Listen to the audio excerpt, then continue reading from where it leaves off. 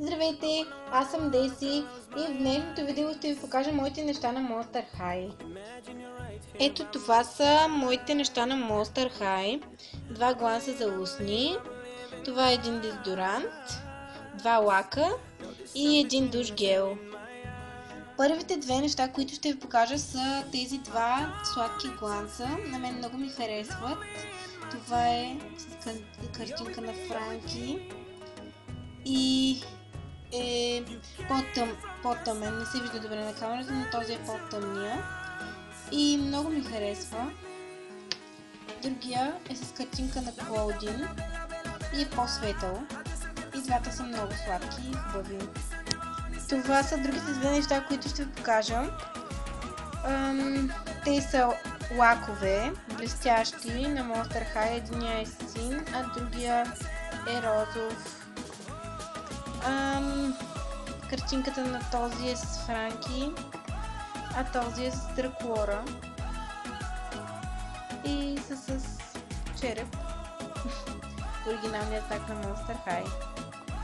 Това е душ гелът ми на Monster High с картинка на Дракулора и мисля, че това е Клодин. Тук има удобно място за да го държите по-лесно и е с приятен мирис, много ми харесва, който е 75 мл и е много хубав. А това е парфюмът ми на Monster High, който е с Дракулора и е с прозрачна опаковка. И това е оригиналният знак също на Monster High и е обикновен парфюм. И това беше всичко от мен. Да ви е харесала колекцията и видеото. И ако ви е харесало, го харесайте и се абонирайте за канала ми. Чао! Приятели, исках да кажа, че с Дейни от разнообразие с Дейни ще правим слаб мейл. Може да го гледате, аз ще кача линка в описанието за канала й.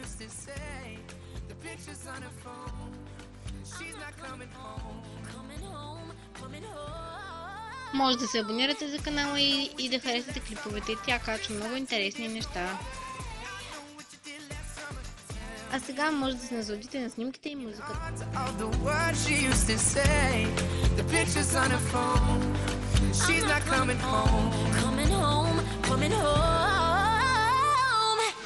know what you did last summer. Just like to me, there's no other.